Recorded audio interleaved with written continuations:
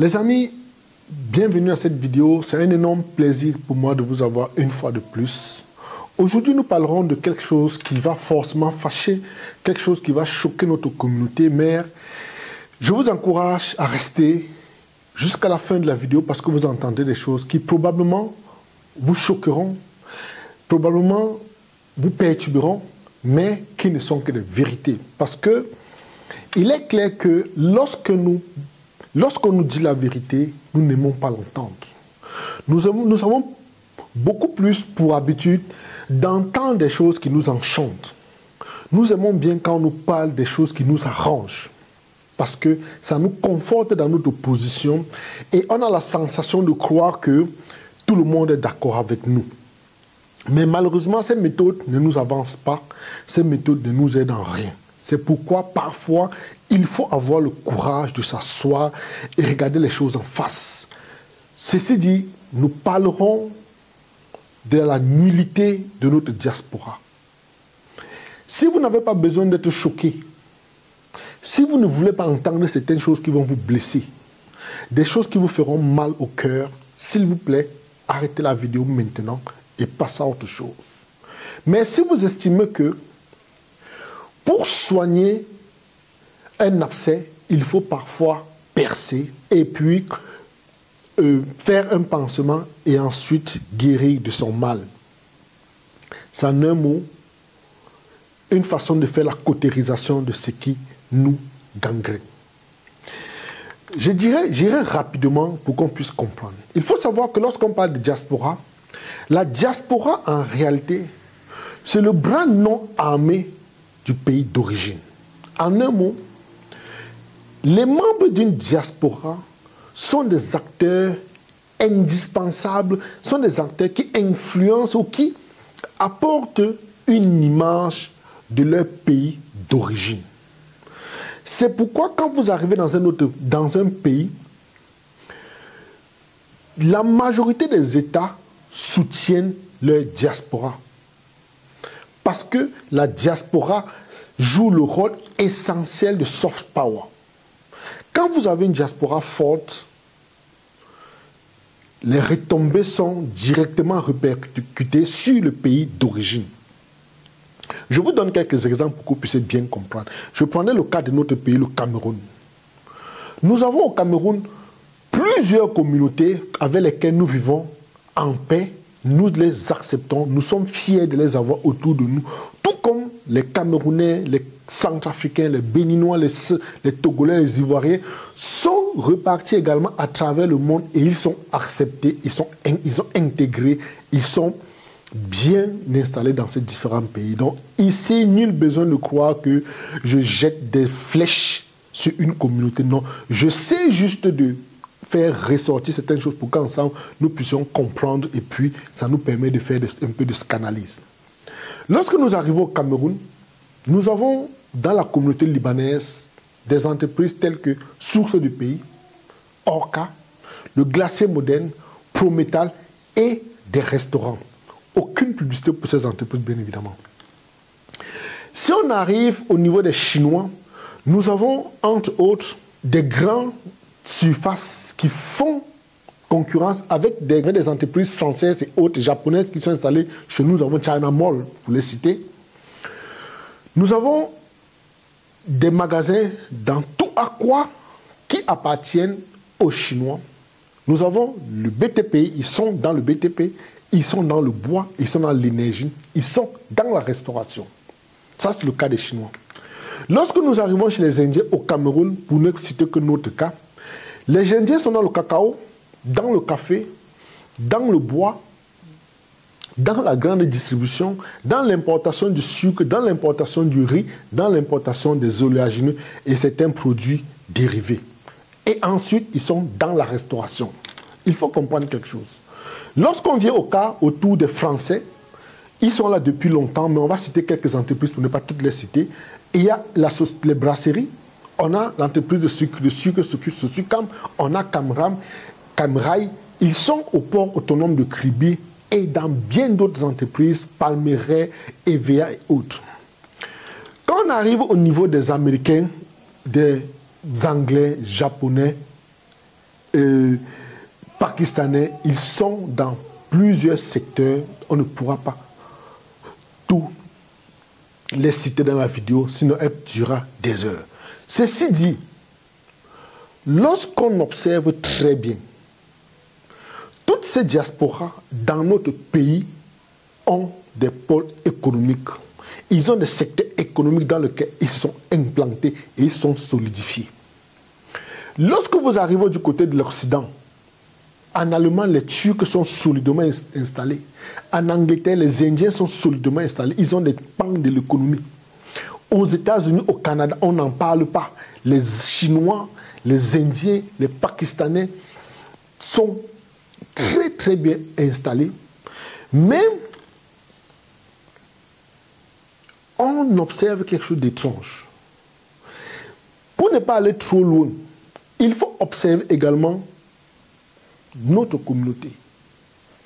Dans ces pays respectifs, quelles sont nos découvertes? Qu'est-ce que nous faisons?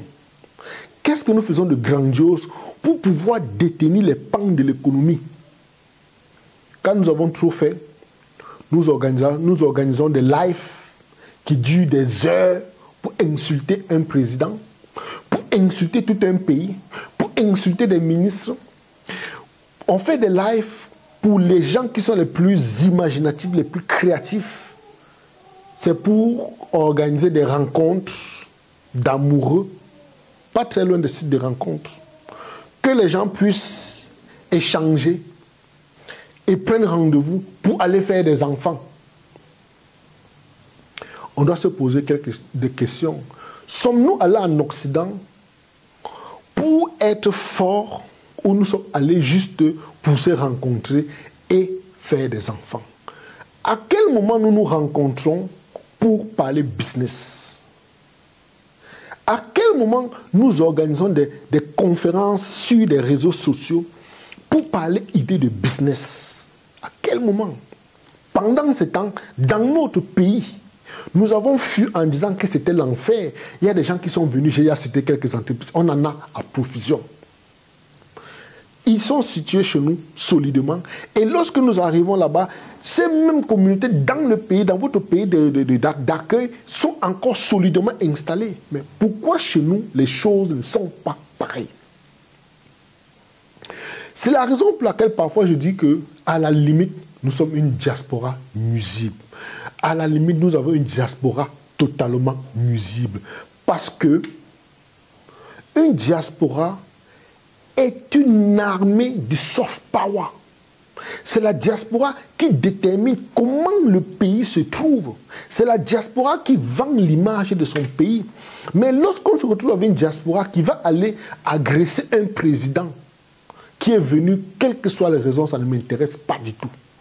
Vous allez venir aux portes d'un hôtel, insulter le président, raconter comment il est un bandit, comment il est un voleur, comment il pille les caisses de l'État, et vous le faites avec des haut-parleurs, des micros, pendant des heures. Et en plus, vous envahissez les réseaux sociaux pour en parler encore. Vous n'arrêtez pas là, vous envahissez encore les réseaux sociaux. Et ce qui est étrange, c'est quoi? Après, cette même diaspora est totalement surprise qu'il n'y ait pas d'investisseurs, que les investisseurs ne viennent pas vers leur pays. Mais les frères, quelle est l'image que vous avez donnée de votre pays? À l'extérieur, où il y a des investisseurs, si votre président va dans un hôtel, sachez que l'hôtel dans lequel il va, c'est l'hôtel où les plus grands hommes du monde y vont. Les grands gens, les investisseurs y vont. Mais quand vous êtes des gens de l'Allemagne, de la diaspora, mais vous insultez votre président, vous criez sur tous les toits, ne pensez pas que les investisseurs sont sourds. Ils vous regardent, ils vous écoutent, ils cherchent à s'interroger. Mais quand les ressortissants d'un pays viennent dire que le président c'est un bandit, quel investisseur va s'hasarder dans ce pays? Quel investisseur? Parce que vous-même vous dites que votre président est voleur, ils vont se poser la question, mais si le président lui-même est voleur, qui d'autre est mieux placé pour dire pour dénoncer? Ses propres sujets sont en train de dire que lui est un voleur. Qui est-il pour aller investir dans ce pays? C'est des questions très simples qu'on doit se poser. C'est des questions très simples. Et lorsqu'on arrive à ce niveau, on est tellement inconscient qu'on ne comprend pas qu'on est en train de desservir l'image de notre pays. Il existe des recours. Il existe des recours.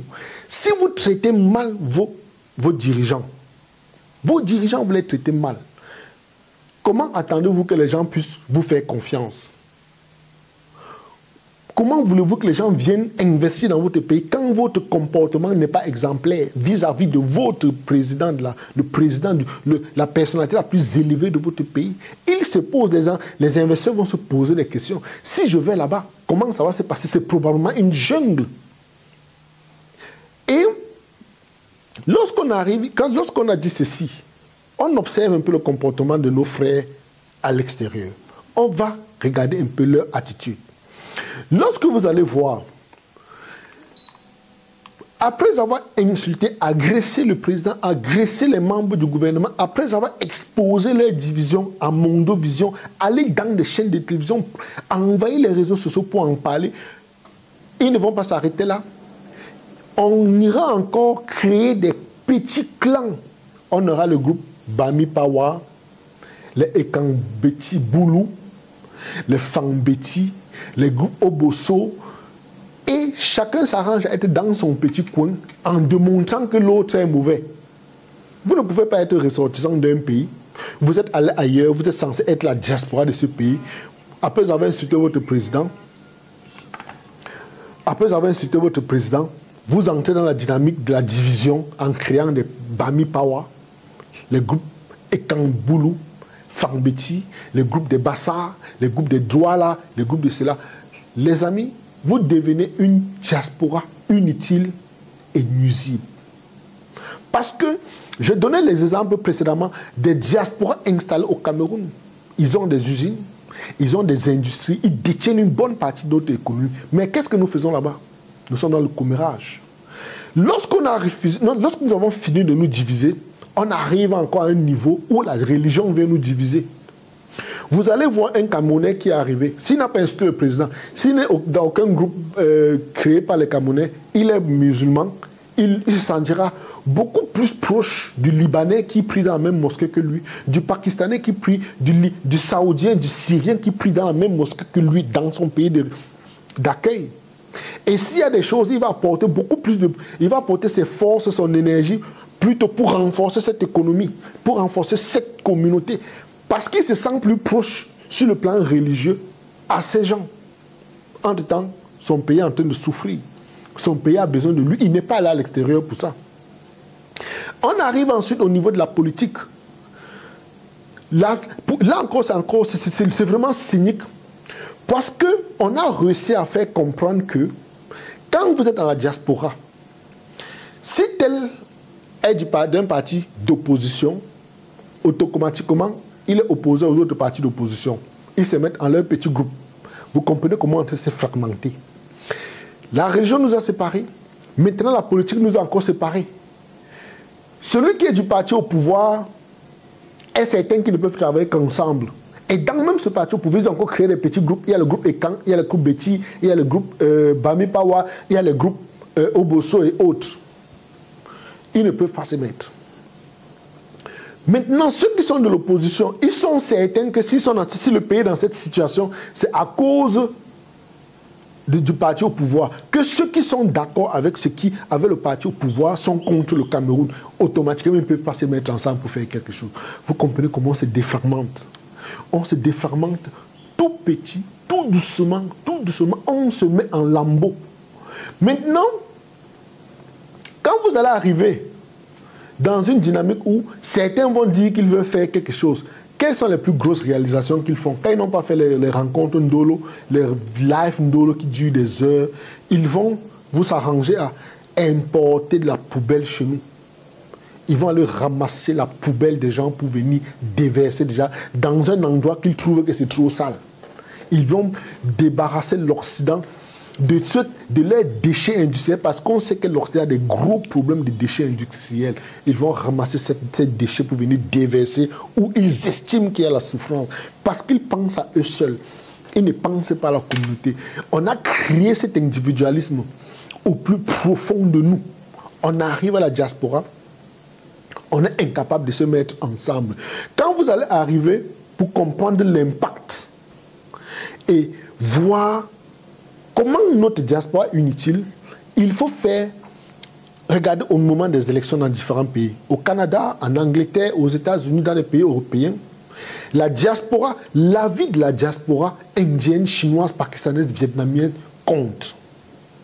Les politiciens demandent leur avis. Les politiciens les consultent parce qu'ils sont forts économiquement, parce qu'ils sont solidaires et parce qu'ils sont bien organisés et structurés.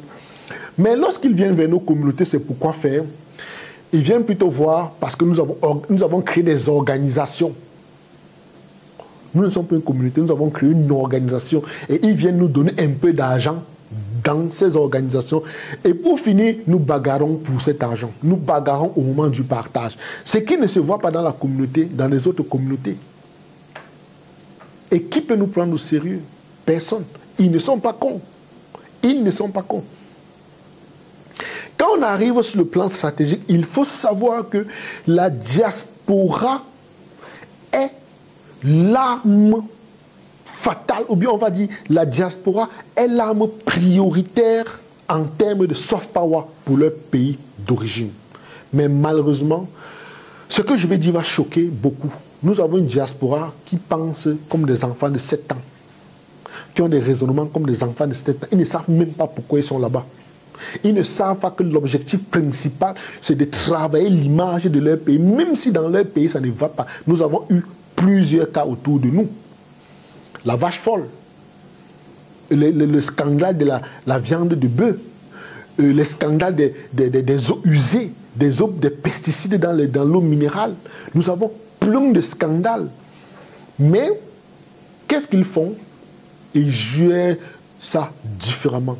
Vous n'entendez pas aller se plaindre sur les chaînes de réseau, s'exposer comme des camions, crier comme des enfants de 5 ans, de 7 ans.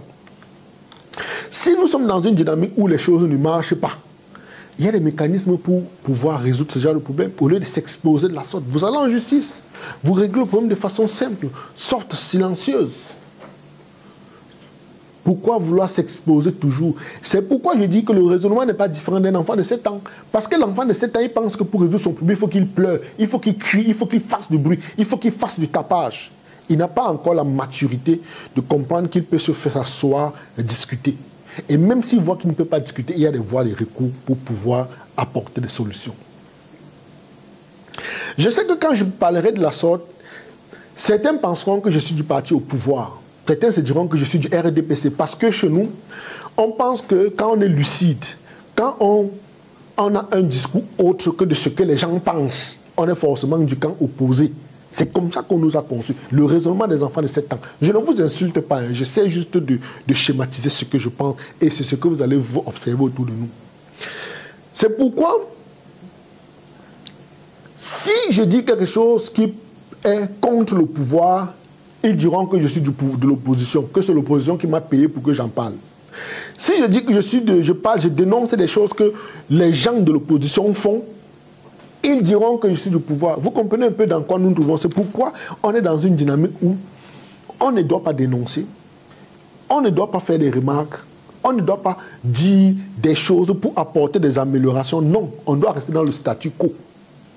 Et c'est ce qui arrange beaucoup d'entre nous. Malheureusement, je ne suis pas dans cette dynamique. Je suis un entrepreneur, je suis un affronteur de solutions, de problèmes. J'affronte les problèmes au quotidien. Je suis au Cameroun, je rencontre les problèmes, j'affronte les problèmes camerounais. J'ai subi les problèmes de coupure d'électricité, j'ai subi les problèmes de coupure d'Internet, j'ai subi les problèmes d'impôts. Je suis traqué par les membres, les gens des impôts. Je suis traqué même par mes propres collaborateurs. Quand il y a l'occasion, ils vont voler de l'argent, fuir avec. Mais je n'ai pas baissé les bras. Je ne me suis pas mis à pleurnicher. Je ne suis pas venu trouver que je dois forcément rejoindre une officine, que ce soit obscure ou pas, pour pouvoir me retrouver où je suis. Non, je viens, j'en parle, pour que nous puissions voir nos façons de faire. Observez tout autour de vous, je parle essentiellement à nos frères de la diaspora. Pourquoi nous sommes aussi faibles? Parce que nous nous sommes divisés. Nous avons créé des graines, la haine autour de nous. Si vous voyez très bien, nos frères ont des points communs sur lesquels ils s'entendent le plus. S'ils se retrouvent dans un bar pour boire de la bière, ça passe.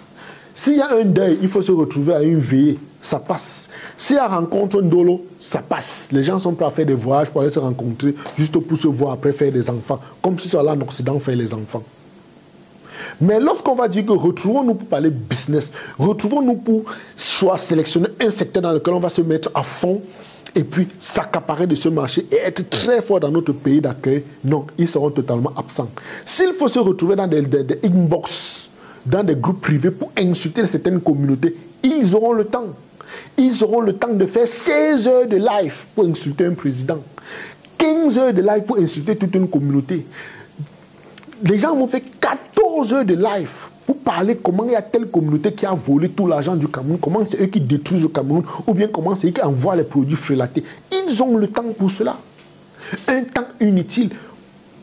Pourquoi ne pas prendre ce temps, le matérialiser pour pouvoir gagner de l'argent, pour pouvoir faire fortune, pour pouvoir monopoliser un secteur tel que nous l'avons. Nous avons les Chinatown dans tous les pays. Nous avons des restaurants Shiva dans tous les pays au monde où il y a des Indiens. Nous avons nous sommes en Occident, les restaurants pakistanais, les restaurants indiens, les restaurants français, américains, hamburgers, mais nous sommes où? À peine si on a un restaurant camerounais dans un pays. À peine si on a même un restaurant ivoirien, un restaurant sénégalais véritable. Nous avons toujours des minuscules shows dans lesquels on s'assoit pour parler des uns et des autres, pour diffamer les uns les autres. Et ça ne marche pas de la sorte, les amis. On ne peut pas évoluer de la sorte. On ne peut pas être une diaspora aussi inutile, parce qu'à la limite, nous sommes une diaspora inutile, une diaspora qui ne sert à rien. C'est pourquoi aucun peuple de nous respecte. Parce que nous sommes l'image de notre pays. Nous sommes l'image de notre pays d'origine. Comment nous nous comportons dans cette société? Nous sommes tellement fragiles, nous sommes tellement corruptibles, qu'ils ont compris que chez nous, il n'y a pas possibilité. Et il faut noter que, dans certaines conditions, les investisseurs, pour entrer dans un pays, s'adressent à la communauté. Ils vont dans cette communauté déjà observer comment vous vous comportez. Et parfois, c'est dans cette communauté qu'ils viennent dire, bon, vous êtes une communauté camerounaise, j'ai des business, je voulais installer mon business au Cameroun, je vais faire telle entreprise, je vais faire ceci. Mais quand ils viennent, ils voient comment vous insultez votre président. Ils voient comment vous vous bagarrez. Ils essaient de vous infiltrer. Ils voient que tout ce dont vous parlez en longueur de journée, c'est de parler d'une dolo, de parler comment vous allez vous prendre des rendez-vous, pour aller vous chevaucher comme des lapins. Le monde avance. Les gens ne sont plus au niveau de penser uniquement au bas-ventre. Ils n'ont plus ce temps. Ils veulent plutôt engranger des réussites économiques. Ils veulent devenir forts et puissants. Et c'est pourquoi, quand vous allez dans n'importe quelle communauté, quand une diaspora est forte, cette diaspora a le soutien de leur pays d'origine, automatiquement, parce que ça devient un pouvoir, une espèce de soft power. Ça, c'est clair. L'objectif de la vidéo n'est pas d'exposer notre communauté, non. C'est juste de parler des choses qui ne tiennent pas. Que nous puissions revoir nos façons de faire, que nous puissions revoir nos comportements. Car nous sommes la première vitrine de notre peuple à travers le monde. C'est ce que vous faites, c'est ce que nous faisons à l'extérieur qui impacte notre pays d'origine. Plus nous sommes forts là-bas, plus notre pays d'origine en profitera et les retombées seront directes ou indirectes. C'est pourquoi je vous dirais, les frères, organisez-vous autrement. Faites les efforts d'être solidaires. Faites les efforts de vous accaparer des secteurs clés de l'économie parce que les autres le font et on le voit. Vous ne me direz pas que ceux qui sont là-bas n'ont pas les mêmes problèmes que vous. Je ne pense pas que dans un pays, lorsque la loi est votée, elle est votée pour tout le monde. Il n'y a pas de loi qui est déterminée en fonction de la couleur de peau. Non. Ou bien en fonction des origines. La loi, elle est fixe, elle est universelle. Et si aujourd'hui nous sommes même faibles, c'est parce que nous avons démontré que nous ne valons pas grand-chose. Même si on ne tient pas compte de nous, c'est parce que nous avons montré nos limites. Et on doit revoir nos façons de faire. Il faut apporter des idées, apporter des solutions. C'est l'une des raisons pour lesquelles, pour ne pas demeurer dans le verbiage, vous me direz, je suis négociant des matières premières depuis 2005. Dans l'exercice de mon métier, je me suis rendu compte que j'étais pratiquement seul. Si quelqu'un d'autre est à ma place, si je vous dis par exemple ce que nous avons fait comme chiffre d'affaires cette année, croyez-moi, les gens ne seront pas en train de vous asseoir pour parler de ça. Ils seront concentrés sur leur business. Parce qu'en tant que négociant des matières premières, nous organisons des séminaires, nous faisons également beaucoup de transactions dans le négoce du riz, des hydrocarbures, du sucre, de la farine, du caoutchouc. Nous faisons également dans le sésame. Ça fait que l'entreprise, pendant qu'elle tourne, je me soucie de notre peuple et je prends sur moi d'en parler. Parce que tel que je fais une vidéo telle que celle-ci, je vais me faire tirer dessus par les gens de l'opposition et me faire tirer dessus également par les gens au pouvoir. Si je n'aime pas mon peuple, je ne l'aurais pas fait. Je resterai dans mon coin, je gagne mon argent tranquille. C'est pourquoi je dis toujours, l'une des choses que nous devions absolument faire, soyons des négociants forts et puissants dans nos pays de résidence. Soyons des négociants très puissants parce que étant négociant, vous avez la possibilité d'exercer un métier qui contrôle l'économie mondiale. Quand on vient, on dit que bon voilà, on a peut-être dans une communauté, on a une réunion ou bien une réunion des négociants africains qui se retrouvent à Paris. Ça, c'est quelque chose qui compte. Les négociants européens cherchent à comprendre, mais qu'est-ce qu'ils font? On dit que bon voilà, les Camerounais se sont réunis en réunion à tel endroit, tel jour pour parler du négoce des matières premières. Les Ivoiriens se rencontrent pour parler du négoce des matières premières. C'est comme ça qu'on fait pour impacter, pour être une communauté solidaire, pour être une communauté qui apporte une valeur ajoutée à son pays d'origine. Et si vous le faites, vous comprenez que les choses vont changer, les mentalités vont changer. Parce qu'on a des négociants en Occident qui veulent faire les affaires en Afrique, mais ils ne savent pas comment pénétrer. Ils connaissent l'idée qu'ils ont de l'Afrique, c'est que ça ne va pas. Mais ils savent qu'on a beaucoup de matières premières qui viennent du continent. Par contre, si vous êtes directement déjà sur place, avec la double nationalité que beaucoup en ont, vous lancez le négoce des matières premières, par la suite, vous organisez des colloques, vous invitez ces gens pour faire affaire avec eux. Parce que vous avez un avantage hautement stratégique. Étant avec un pied en Occident et un pied sur le continent, vous comprenez que vous avez accès à beaucoup de matières premières sur le continent. Et vous pouvez prendre ça, vous mettre à la disposition de ceux qui sont en Occident. C'est soucieux de cette dynamique. C'est la volonté de voir nos frères pénétrer ce réseau que nous avons